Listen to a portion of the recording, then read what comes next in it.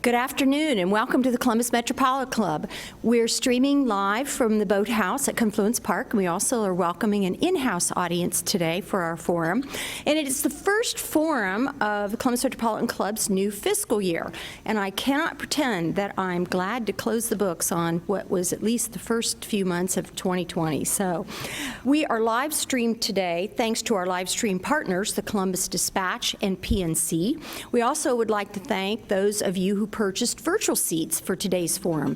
We're very grateful for this support and are able to continue our live streaming largely because of your support. Thank you very much. Today's forum, Back to School Toolkit for Everyone, is part of our Optimal Health series presented by OSU Wexner Medical Center and Nationwide Children's Hospital, with additional support for today's forum from Spectrum. Please help me thank them.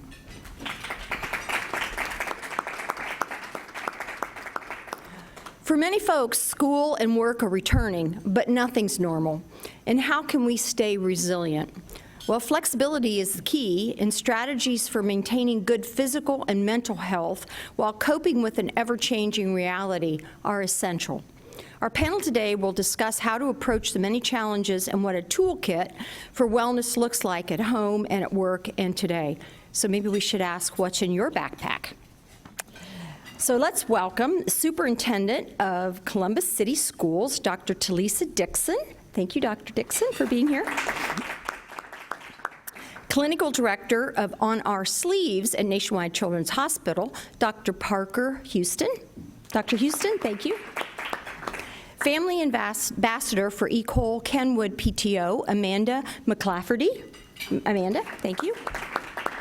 And our host for our whole Optimal Health series, Interim Director of Professional Development at the John Glenn College of Public Affairs at The Ohio State University, Greg Moody. Thank you, Greg. It's all yours. Thank you, Jane. Well, March is not that long ago. We scrambled to go online. We stayed home for work and school. School events were canceled, games, prom, graduation. We felt that loss, but also thought that by now COVID would be under control, but it's not.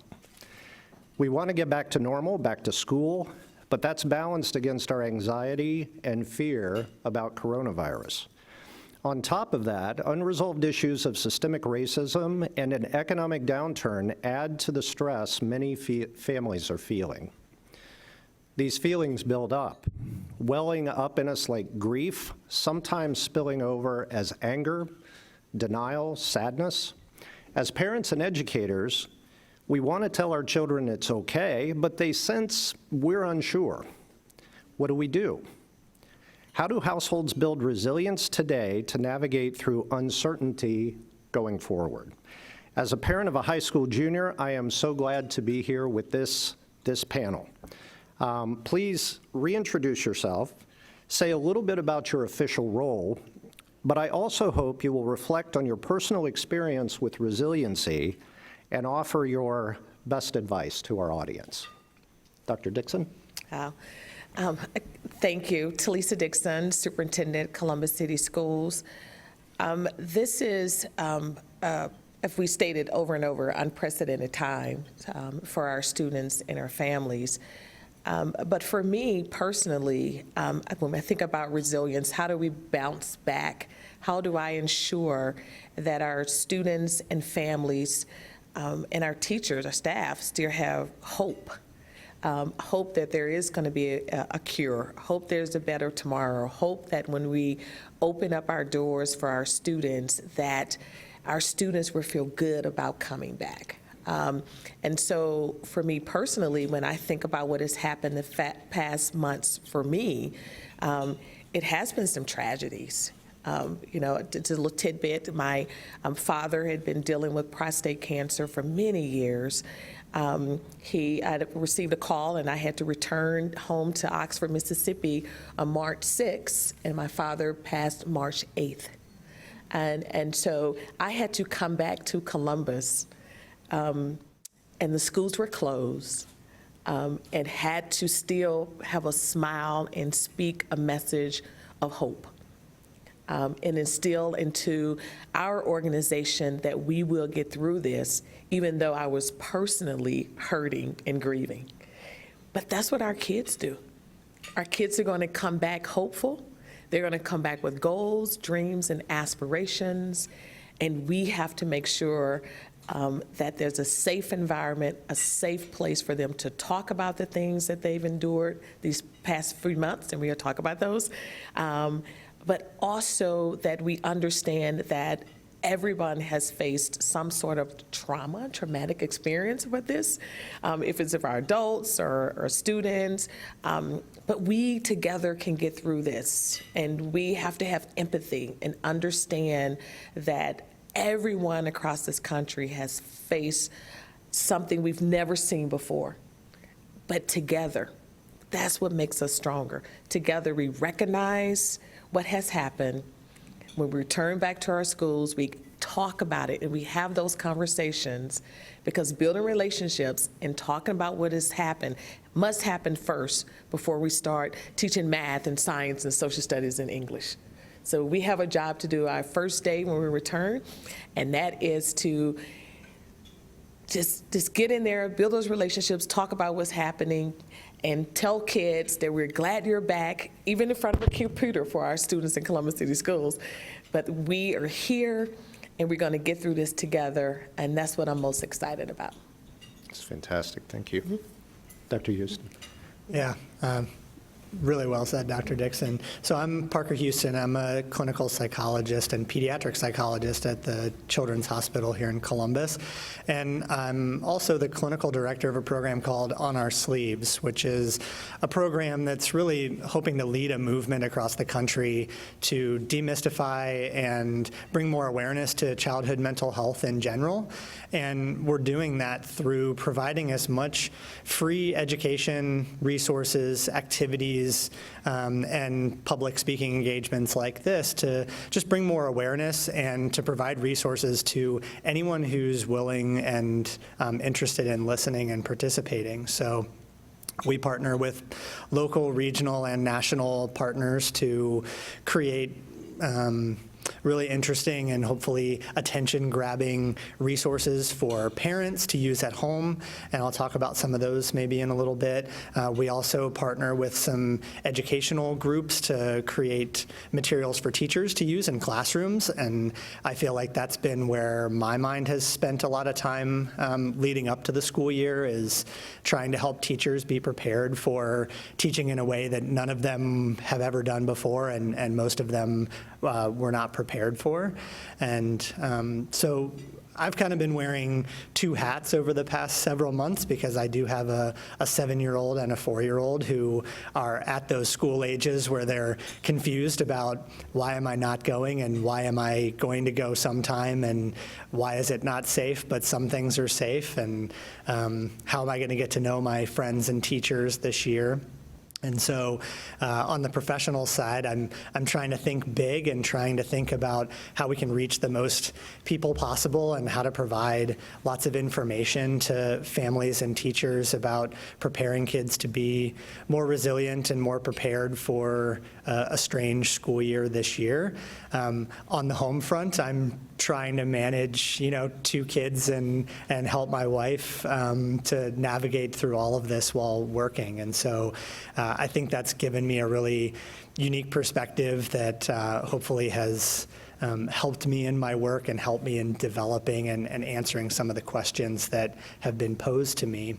And so my personal passions, what got me into doing this type of work, is in really building emotional and mental wellness in the population. And so I feel like that's a topic in an area that there's a lot of scientific evidence and a lot of evidence-based ways to do that. That doesn't tend to be the focus of psychology in general. We tend to focus on mental illness and what to do when there's a problem identified, because our system is pretty burdened, and we have a lot of work to do in those areas as well. But for someone like me, I have such a large reach, and Nationwide Children's Hospital has afforded me this platform to be able to reach a large audience and really provide as much education as possible that people can build up these resources. We can start really early with open and honest conversations with our children and with each other as adults about mental health, and that we can focus on building up, as we're talking today, an emotional toolkit and a resiliency toolkit that will benefit kids not only in really unprecedented times like now, but thinking 5 years from now, when this is hopefully a thing that we think of as history, what's the next thing that we're going to have to face, and what's the next time that our children will need to be resilient? And so thinking long term as well. Thank you. Amanda. All right. My name is Amanda McClafferty. I act as the family ambassador for Ecole Kenwood French Immersion, which is a Columbus City school. We're a lottery school, which means that we have students from all over the city of Columbus, not just our neighborhood. Family ambassadors are through the Department of Family Community Engagement, and our role is basically to foster more involvement, more activity with families in the schools, with families in the district, and also with community members, making sure that they find those connections within schools that may work, those relationships that may work for them. So normally, my day would consist of working with families, working with parents, making sure they understand what's happening in the school, what's happening in the district, and then again making those community connections. When the pandemic started, that role quickly shifted into kind of trauma care, and the family ambassadors came together. We said, what do we need to do right now to make sure our families are receiving everything that they need, the basics of life. And there were needs for food resources. There were needs for childcare resources for our families who were working on the front lines. And so we had to quickly start gathering resources in the community to pass along to families. And in that time, you realize how much of a safety net school is for so many children and families, that school is where you go to get at least 2 meals a day. School is where you go to get that hug in the morning, that affirmation that you're going to have a great day. And for families, that's where you send your child to know that they're safe and know that they're taken care of and know that they're learning. So when those things break down, what do you do? And that's really where that community piece comes in, is making sure that school communities are coming together, making sure you're taking care of your own families, and stepping in. So for the first several weeks, and maybe even months, that was our role, to make sure that families learned about the pandemic EBT cards, that they learned about free food resources, that they knew that there were mental health resources provided through Children's Hospital, because again, this is trauma for kids. As the summer has moved on, those needs have shifted for families. As people are going back to work, that need looks more like, what do I do with my kids now that I have to go back to work and they're working from home? So where can we find childcare resources? What daycares are offering older child activities for kids? And so just making sure that we have those resources to provide to families as quickly as possible. And one of the biggest obstacles with that is that for Columbus, we have so many international families where, when you're sending your kid to school, there are ELL teachers or there are translators. You can work with someone at the school to understand what's happening. Once you're away from that building, then you're relying on emails and what's posted on online. So making sure that those families with the greatest needs are provided with the resources that they need when they need them has really been our focus. And we're ready to move forward. We're ready to teach everyone how to use the online programs if they have questions. We're ready to go as best we can. So I'm excited to send my kid back to school virtually. I have a fourth grader and then a freshman in high school. So I love them, but they need to go to school. Well, I like absorbing the strength of your approach, because you each expressed a real hopefulness. But you're also calling it calling it like it is. I mean, there are things here to not shy away from. So in conversations directly with children, our own children or for teachers in the classroom, how do you conduct those conversations? What do you say? What questions do you ask in that direct communication with children in our community? What we've done in Columbus, we pushed back the start of the school year to September 8th to provide 10 days of professional development for our staff, teaching them some of those tools. We want them to be able to facilitate honest dialogues with our students. You know, when they come back and say, how are you? How was your summer? What are some of the challenges?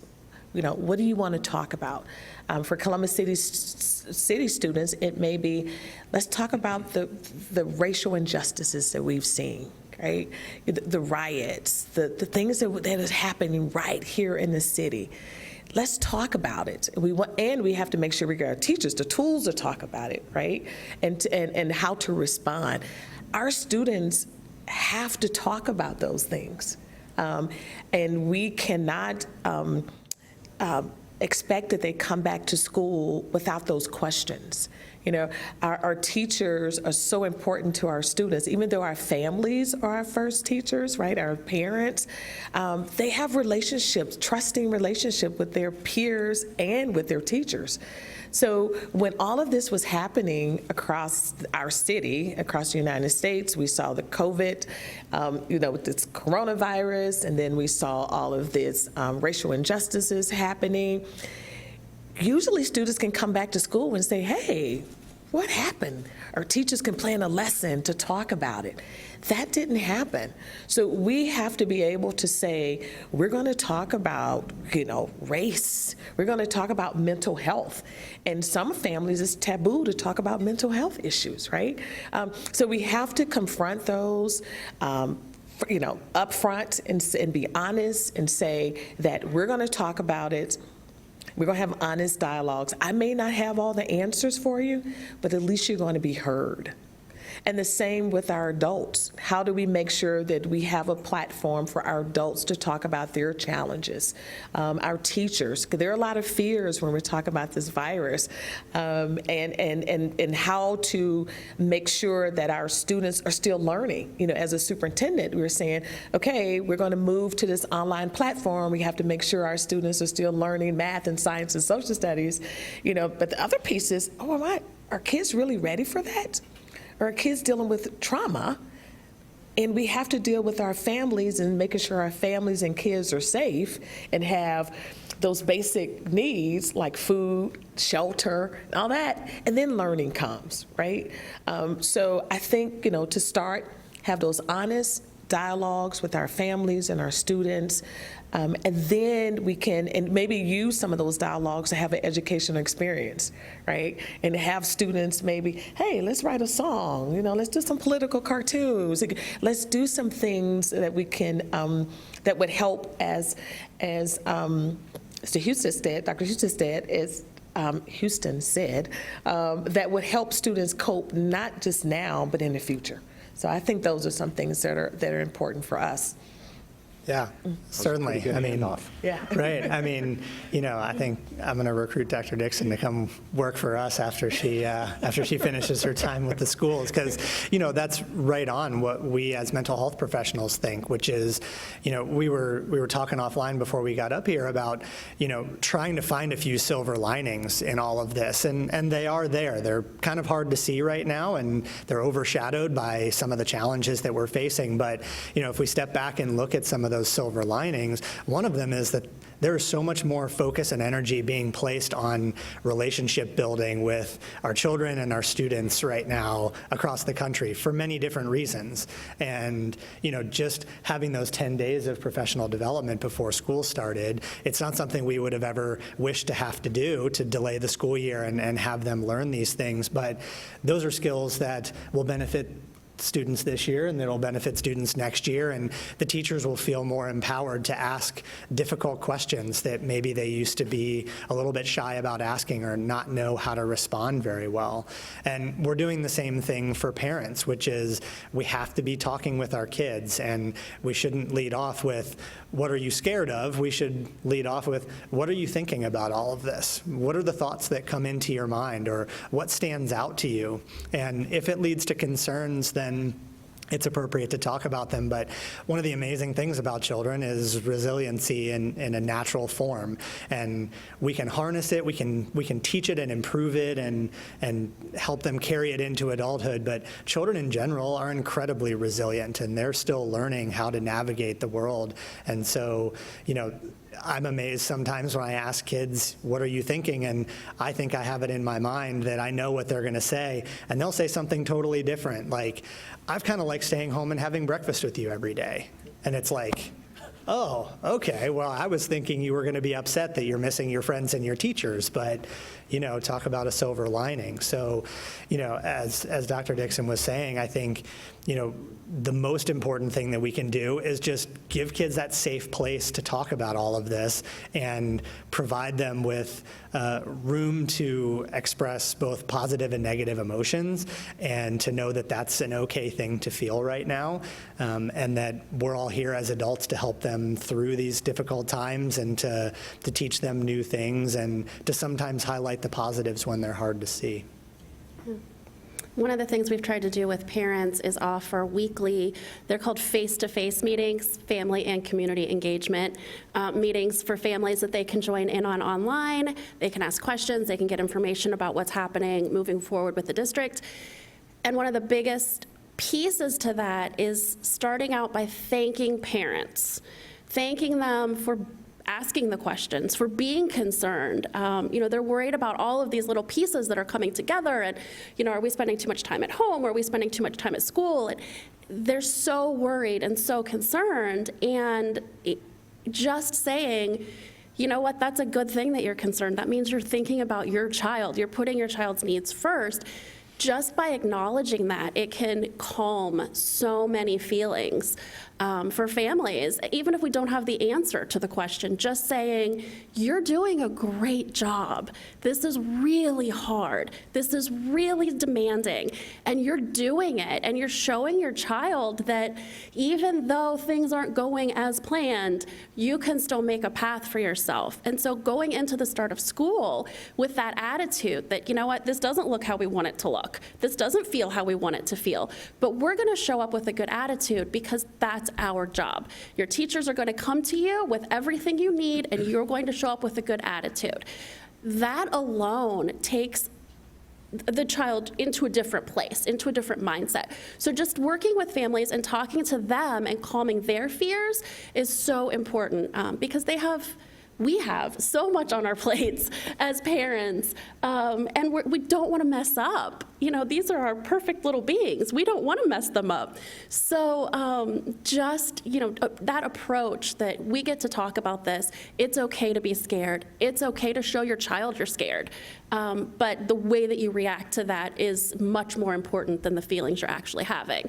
As we're going forward into school, one of the things that I think is really interesting, going back to when school ended, was my daughter liked her Zoom meetings because her teacher and her friends could see her house.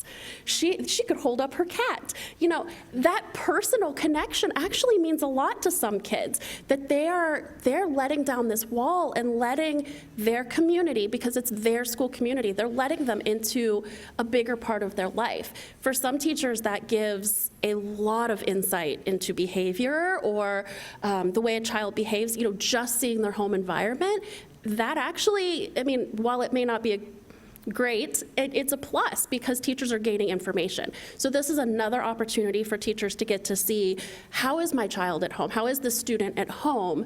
And adding elements to help them succeed. I think I think it's going to be great. I think my kid is going to continue to want to hold her cat up, and for everyone to see as much as she can. She's excited to see her teacher. She's excited to see her friends. Even if it isn't in person, they talk about what's going to happen when they finally see each other again. They daydream about that. That's resilience. That's them knowing that this is going to end. So as parents and adults, if we can try to emphasize that with them, hey, your kid knows this is going to end. They're going to be okay. We need to take a step back and just know that we're okay too. I think that's important. Well, and I hadn't really thought about it this way, but listening to you talk about this dialogue, it is true in our house that many of the insights around the positive ways to cope with this are me learning from my kids. It kind of turns some of that around, because that issue of adaptability, I would like to think of myself as adaptable, but sometimes I'm not.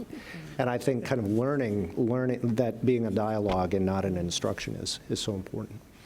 I have a couple practical questions. So, we learned some things since March, working virtually ourselves or helping our children. For example, constant virtual meetings are exhausting, even more than in person. How do we help our kids with that? Here's another one, space. How do we create spaces where children can focus and work? What does that look like?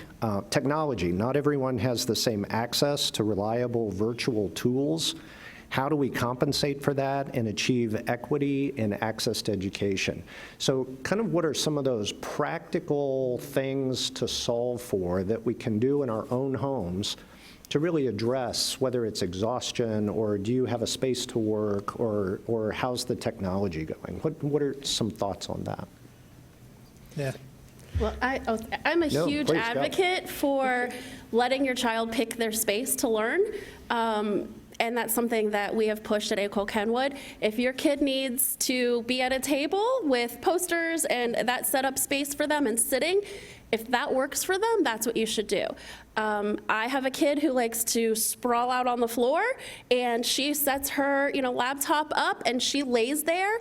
She's working productively and she's happy.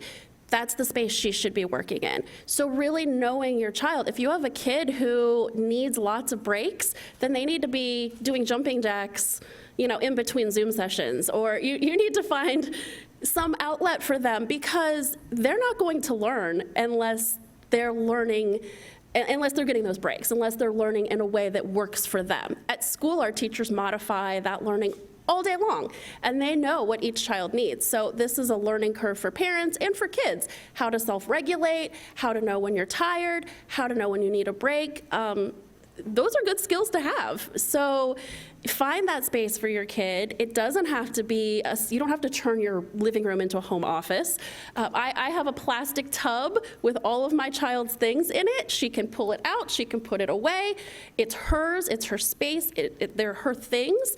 That's what she needs, and that's what she's gonna use. So, I often tell the big kids, please don't Zoom from your bedroom with posters that may not be appropriate. But, for the most part, find that space where you feel cozy. If you want a poof chair and you want to sit there and work all day, okay. It's not hurting anyone. You're still learning. So, that's something I really advocate for with the kids and with parents. Like, it doesn't have to be the way you see it in your head. Again, be a little adaptable. Let them have their space. This is school, but it's different. So, I really push for that with families. Yeah, and you mentioned a few things about feeling levels of fatigue and difficulty with changing some of the habits. And as a psychologist, I think of all of this as a form of a habit. And we have our routines. Adults' routines are usually quite well ingrained, which, Greg, might be why we as adults don't necessarily just pivot and flex quite as quickly as our kids do, because we've probably developed things over periods of years that make us feel comfortable and safe. And what it really does is habits help remove some of the cognitive burden every day of thinking through every activity we have to do. And it's the same thing. If you notice yourself like getting to work and you don't even remember getting in your car, it's because it's a habit. And if you notice yourself laying out your outfit every night before work, that's a habit, and preparing lunch a certain way. And so when our schedule is totally flipped on its head, it becomes more burdensome from a cognitive standpoint, because we have to think about what's next, how do I use this technology, how do I log in? And for me, I do virtual meetings using a minimum of 5 different platforms. And so it's like, okay, well, I got this one set up, but this one, the speaker doesn't work right, and this one, the microphone doesn't work right, and the background's weird on this one. So that's where the fatigue part comes in. And it's not actually the meetings. Those are probably no different than what we're used to. It's breaking that routine. And so for our kids, thinking back to an educational setting, as adults, we really need to help them form new routines that are going to help reduce those burdens on them. And so those are things like creating a functional schedule for the day. And some kids might like a really regimented schedule. Like my daughter really likes to know, like, after this is this and after this is this. Other kids might need to be wake up time, school time, break time, lunch time, and a little bit more loose. But having something where they can develop a system of expectations every day will really help them with the fatigue part and help them focus on the school and the learning aspect. Because school, if nothing else, for most kids, it's really routine. They know where they're supposed to be. You know, the first week of school might be a little bit of like, where am I going? But after that, same classroom, same teacher, same activities every day. And so we need to create that at home as much as we possibly can. And then thinking about, you know, for my daughter, she started off with just online school, but it's looking like she might go back to kind of a mixed thing here in the next month or so. And so we're actually creating 2 different schedules. Here's a home day schedule and here's a school day schedule, right? And what do we have to do now on school days that we've never had to do? You have to remember your mask. You have to remember an extra mask. You have to like think through things in a different way. And so we're just preparing ahead of time so that when those days come, that she just looks at the schedule and knows, okay, I got it down. I know what's going to happen. I admire your schedules because I often can't tell if it's Tuesday or Saturday. So, Yeah. Dr. Dixon, thought? So, you know, they have their space, right? Now they have their schedule. So how do we make sure they have access to technology, right? And so that was critical for Columbus City Schools, because prior to COVID, we were not a one-to-one school district. So we literally had to take computers, borrow computers from our schools and loan them to parents. So we loaned out over 19,000 computers, and then we partnered with organizations to provide hotspots. So we said, okay, you have a Chromebook, you're fine, parents. And then some parents said, well, I need more than 1 Chromebook. You know, I have 2 or 3 kids, I need 2. Then we learned, oh my gosh, I need Wi-Fi. You know, in our minds, we learned, wow, you know, Wi-Fi has to be a public utility. Everyone has to have access to it, so we're working on that. But we had partners who stepped up and provided hotspots for us. So now, and I know you've learned, we partnered with the city, and the city gave us $7 million of their CARES Act funds, and we were able to buy 20,000 computers. So now we have enough computers to start the school year that every family who needs a computer will have access to a computer, a Chromebook, a laptop, and every family who needs access to Wi-Fi will have it. Because it doesn't matter if you have the space or the schedule, you have to be able to utilize, you know, you have to have the tool to access the curriculum. And again, that's when an equity issue comes, right? You know, it can't be because you live on one side of town, or that you may be a vulnerable youth, you living in a homeless shelter, or you have some transitional housing. You need that Chromebook. That Chromebook should be like a textbook, right? So many districts aren't buying textbooks anymore because everything is on that Chromebook. So that was important to us. And then we had to move to making sure teachers could use it. Now, Zoom is now the big thing. You know, what platforms do you use? How do you make sure students can utilize that technology? Because we know they can take you know, they use technology all the time. They're always on the computers or they're using their phones. That is you know, it's tethered to them. But how can we make sure they use those devices responsibly, right? But also how teachers can really elevate learning using technology and make lessons fun. And so that has been what we've been working on too, during these 10 days of professional development. Also in summer school, we had 300 teachers who worked in summer school and provided some powerful lessons for our students to work on. So all of our students will have access to a Chromebook. Families will have access to a hotspot if they need Wi-Fi, and we're working to make sure that by 2023, all of our students will have their own Chromebook when they come to school every day. So they will this fall, but we're using some of the ones that we're replacing from our other schools. But that's the goal, you know, out with the books, in with technology. And the last thing I would say about that, if school districts, you know, when this COVID is over, we should not come back to what we left.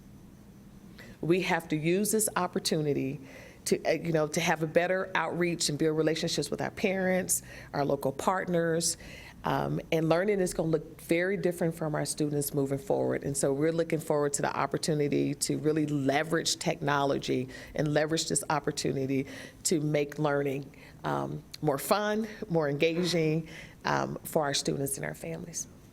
That's great. And that, you know, to add on to that really quickly, that it reminds me of a principle of positive psychology called falling up. And it's the idea that for some people, when they face adversity, when they face trials and tribulations, no matter how damaging or severe we might objectively think of them as being, they end up having growth opportunities come out of that. And so while we don't prescribe adversity to people, right, none of us would say, hey, let's give everyone a bunch of adversity and just hope that they grow from it. It's just a natural part of life. It's what we all face, no matter who you are and where you live. And so, you know, this idea of let's not try and revert back to, you know, I've heard a lot of people say, I want 2019 back. Well, I don't. I want 2021 and all the great things that are going to be learned and the slingshot forward that we are having right now. And hopefully some of the other issues that we've talked about, the racial injustices and things, you know, that it's hard to separate those layers going on in society right now. But if this can be a moment to slingshot ourselves forward in an educational fashion, I'm 100% for that. And that's a really important thing to think of when you're facing an adversity like this, is how can I learn and benefit and grow from this experience? So and I think if I could add one more point to that, we've already seen it. Just think about how the communities are coming together now. Yeah. And it's unbelievable. And I think that's what makes communities stronger, that now we have to rely on each other more than ever. We're seeing what our next door neighbor needs or the business across the street.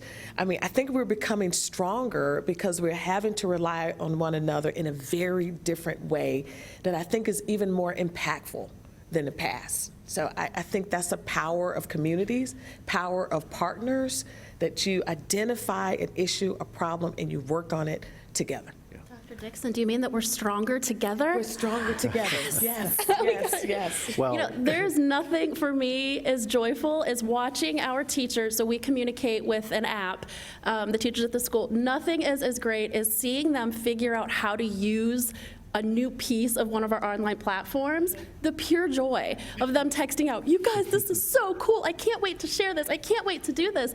There is joy happening, and that's the piece that we really have to share and lean in on, because if we can't laugh at certain things, if we can't find those pieces of happiness, we're done. So, yeah. Well, this generates a dozen more questions for me. However, it's CMC's tradition to take audience questions as well. Jane Scott, CMC's president, is curating questions from the live stream audience. If you are here in our audience, please remember to keep your microphone timed to the questions, and we thank you for avoiding editorial comments.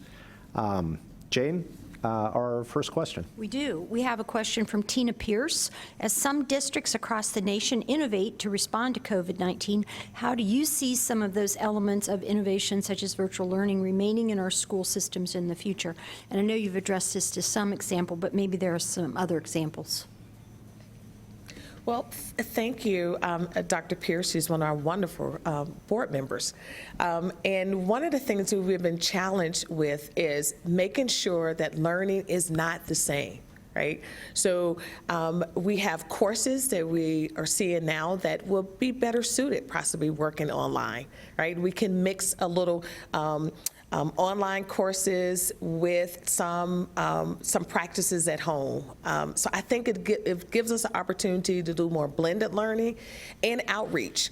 We can now connect more students to college courses at our two-year institutions, and our four-year institutions, and those students will have, I think, a different experience, but similar to what they're experiencing now.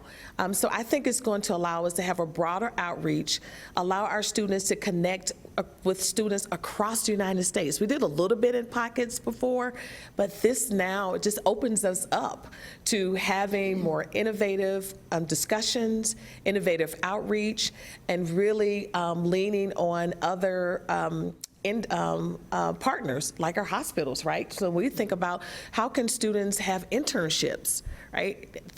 We have to rethink that, right? So we're students are not going to be able to maybe go to the hospitals, right, physically, but we can figure out a powerful way for a student to have an enriching experience at a hospital virtually.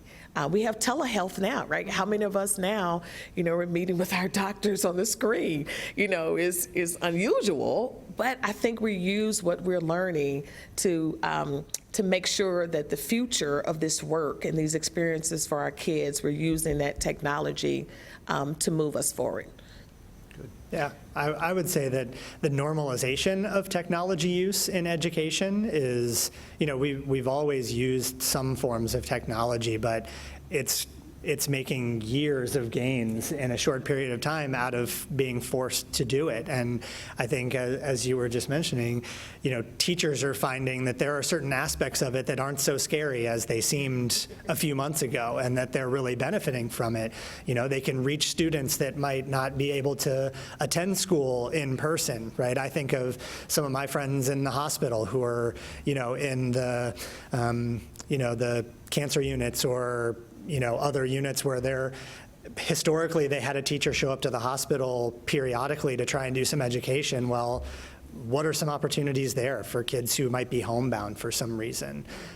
So there's infinite possibilities for technology to be useful in education and to even the playing field, not even Stevens, but work towards evening the playing field when it comes to some of the disparities in education across the country, because technology reaches everywhere. There's no place that technology can't reach if done right. So a question that I have, it seems as though we're returning a little bit, or have the opportunity to return a little bit to the one-room schoolhouse where the youngster, maybe the first grader learned from the fifth grader, learned from the high school students. So you have a mixed age group in one family trying to learn. Are there thoughts about how that might advance the younger children? I think with online, a lot of the online platforms that our staff are using, there are wonderful opportunities for kids to advance, because a lot of that work is self-paced, and the teachers can check in, they can see where each student is working. So instead of maybe relying on testing for those numbers, they're looking more at these programs that students are using online. It's very quick, you can check in. I wouldn't say that the older students should be teaching the younger students. I wouldn't say that that's their role, because they should be focused on their own education. But definitely some of the online learning platforms are built for that progress and that growth, very much in a Montessori kind of way, I think is the right term to use. And that's nice for parents, that oh, my kid is working ahead, and that's good for them. They're being challenge, that's stimulating. So it's not just, you're not necessarily sitting and waiting for the next thing to be presented to you. You can continue to work at your own pace. And I'd say, the old adage is you learn best by teaching sometimes. And so, while we don't want our third graders teaching kindergarten material to kindergartners, my daughter in second grade, she will often, my son will come up and say, "What are you doing?" And she'll say, "Well, here, I'm learning about addition today, and here's how to do addition." And he's, he partially gets it, but she's learning by explaining it to somebody else, where at school, I think there's a little bit less opportunity for that because they're more on an even playing field. So whether it's reading books to each other or, participating in activities together, it has been fun to watch, just as a parent, that happen.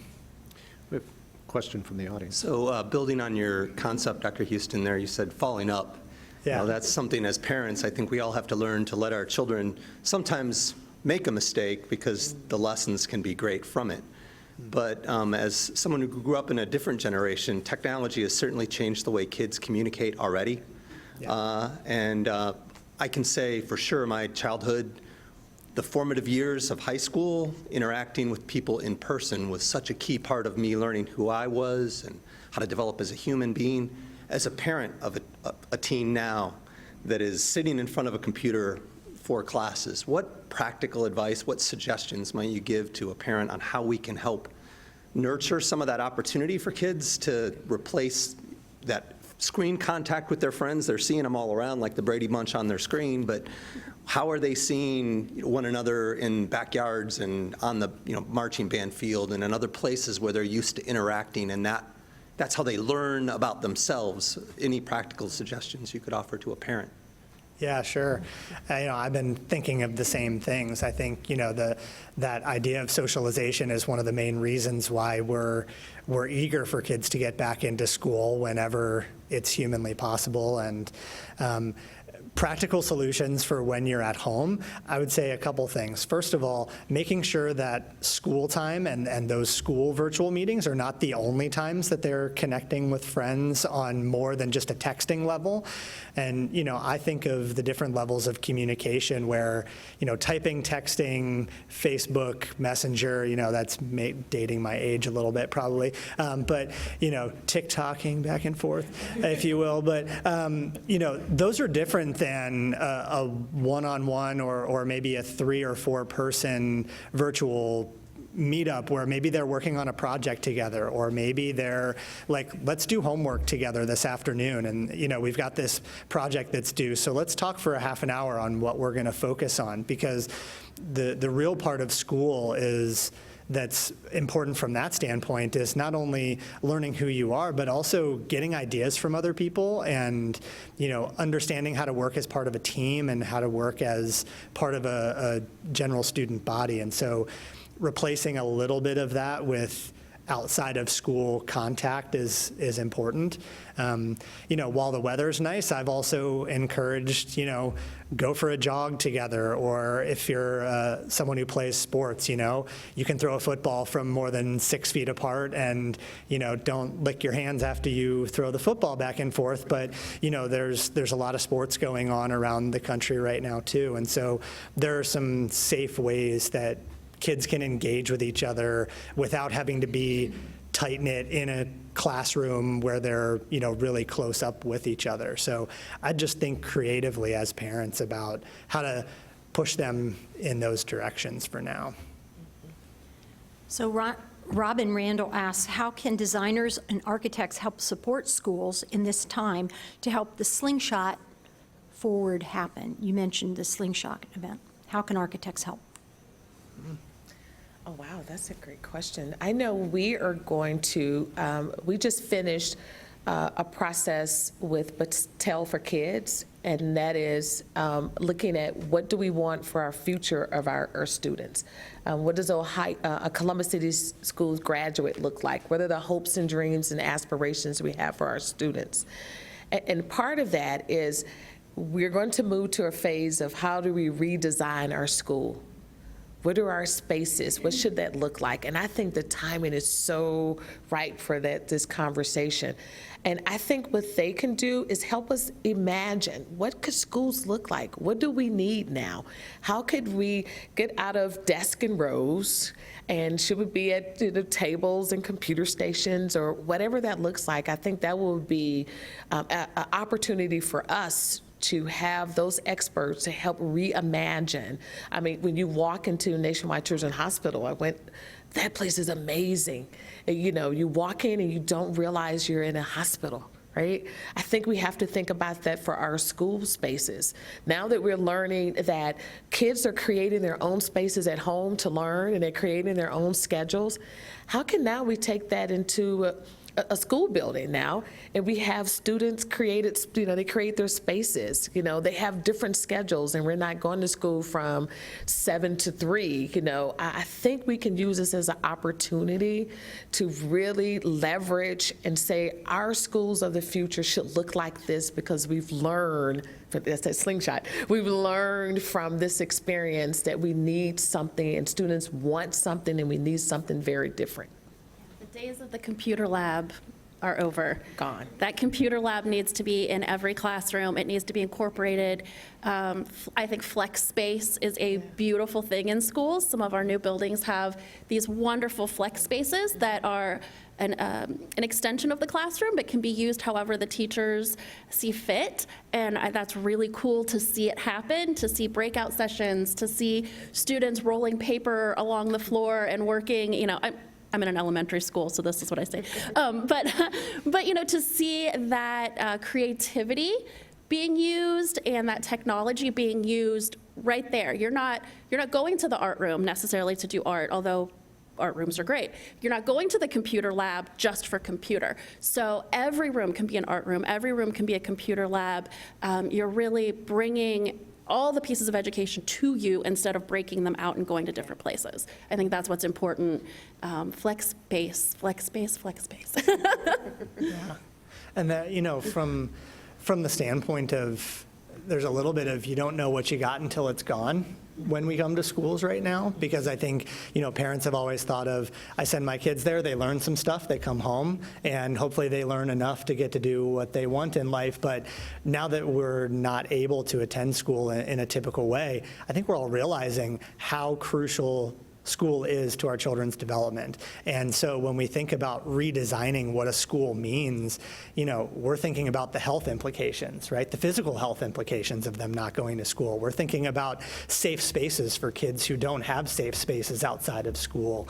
And so those are some of the things that I hope we can reimagine for our schools of the future and, integrate things like our school physical health programs, right? Which is where many kids get their primary care. They get their immunizations, which we're pretty far behind on those right now. So how can we integrate some of these services where for our students and for children of that age, school is really their place where they can get lots of developmental services, and learning is one of the most crucial parts, but there are other crucial aspects to learning and development that I think schools already provide without the resources really designed for it. So how could we provide them with those spaces and areas to do that? And so from a design standpoint, I think that could really factor into future school design. And there are many students who are at school from 7 a.m. until 6 p.m. Elementary school students, latchkey starts at 7. It ends at 6. If you're a latchkey kid, you're at school for 11 hours. You're there more than you're home. So shouldn't school feel comfortable and accepting and open? And many of our high schoolers, you get to school early for sports if that's what you're doing, and you stay late into the evening. This is where you're growing, and this is truly your community and your home for those years that you're there, and it should feel that way. Wow. I have to say, I wasn't quite expecting this forum to be so high energy and so positive and so exciting. So thank you. What a great way for us to start Metropolitan Club's fiscal year off. I learned that we learn from our kids. We need to be creative, that help students cope, and that's going to help them in the future. Lots of silver linings. lots of silver linings. And I think it's going to be really curious for us to look back in 20 years and to think of all the things that COVID created and forced us to rethink and redo that we might not even see now. So thank you all. Next week, we welcome a conversation on the U.S. Census, an important and a once-in-a-decade requirement that everyone in our nation needs to be counted. That will be a very important discussion. Thank you to our sponsors today, the sponsors of our series, OSU Wexner Medical Center and Nationwide Children's Hospital, and Spectrum, who is joining us today as a sponsor as well, to our live stream partners, PNC and the Columbus Dispatch, and to our online virtual seat patrons. Thank you all so much. And let's thank our speakers, Dr. Dixon from Columbus City Schools, Dr. Parker Huston, from Nationwide Children's, and Amanda McClafferty from PTO Kenwood School. Yes, and Dr. Greg Moody. I keep wanting to elevate you to a doctor. You're going to have to get your doctorate degree someday. So thank you all for being here. Thank you for a lively conversation today. We look forward to seeing you hopefully back in the room next week. If not, please stay safe and be well.